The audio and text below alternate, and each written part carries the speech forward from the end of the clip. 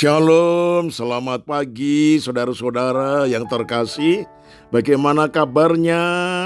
Ada sukacita, semuanya sehat bukan? Puji Tuhan.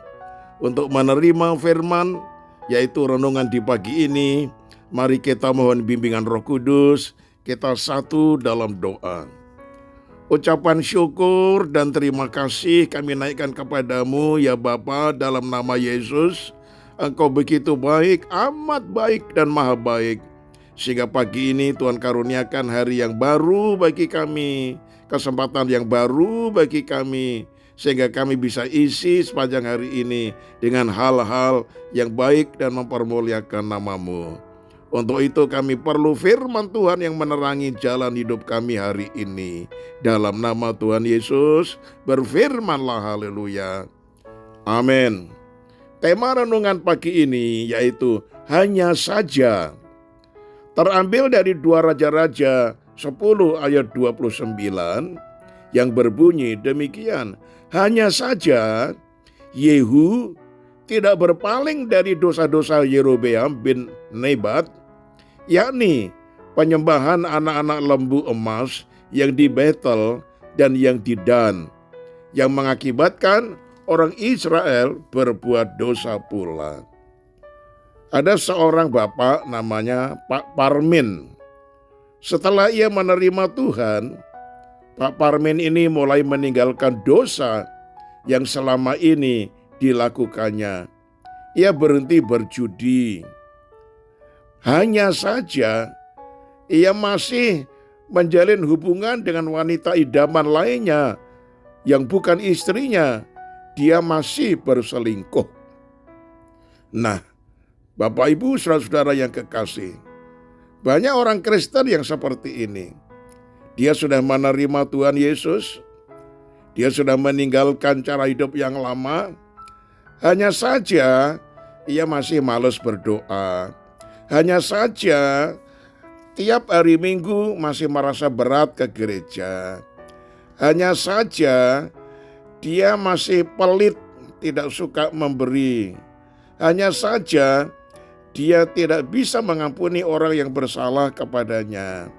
Hanya saja ia masih ego. Nah, banyak orang Kristen yang seperti itu.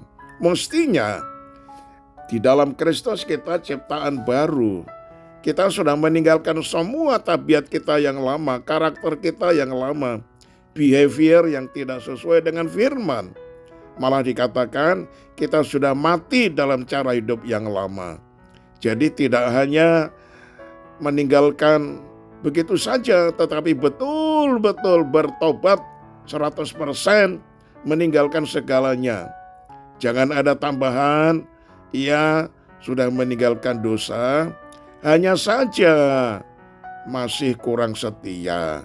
Jadi kiranya tambahannya saja itu tidak boleh ada di belakang pertobatan kita. Nah, di sini disebutkan yaitu seorang yang namanya Yehu. Ia adalah seorang raja, tetapi walaupun ia sudah berpaling dari dosa, tetapi dia masih melaksanakan penyembahan anak-anak lembu emas.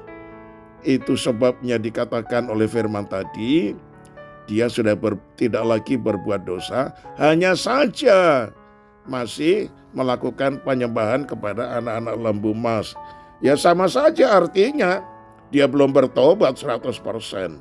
Dan itu mengakibatkan orang-orang Israel semuanya berbuat dosa pula.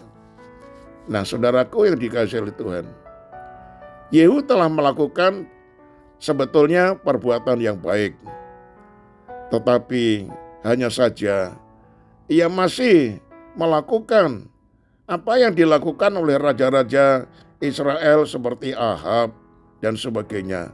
Tepat seperti yang dikehendaki oleh orang-orang yang belum bertobat 100%. Padahal Tuhan menginginkan sekali bertobat, tinggalkan 100% dosa-dosa dan tabiat yang lama. Nah, saudaraku yang dikasihi oleh Tuhan, ada orang yang bertobat dari dosa, yang selama ini dia lakukannya.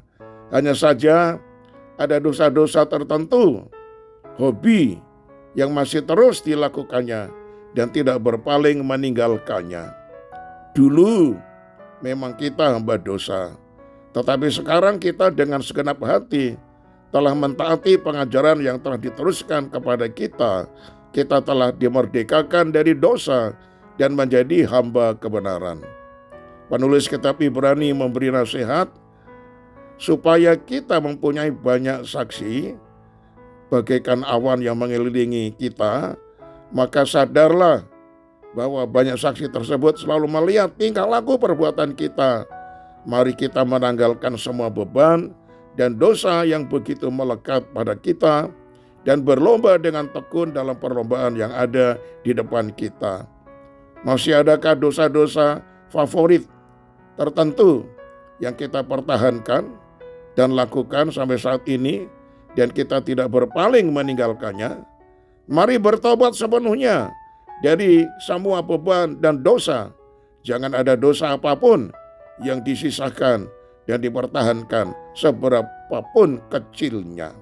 Saya tutup dengan kalimat ini, tanggalkan semua beban dan dosa. Jangan ada, hanya saja, dan tidak berpaling dari dosa-dosa tertentu. Amin. Mari kita satu di dalam doa.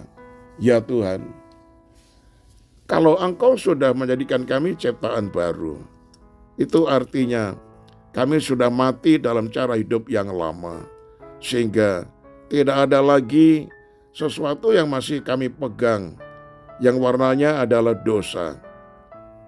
Ampunilah kami ya Tuhan. Jangan sampai ada embel-embel hanya saja di belakang pertobatan kami. Dosa hobi yang mungkin mengenakkan kami secara hawa nafsu, biar kami tinggalkan dan bertobat di hadapan Tuhan.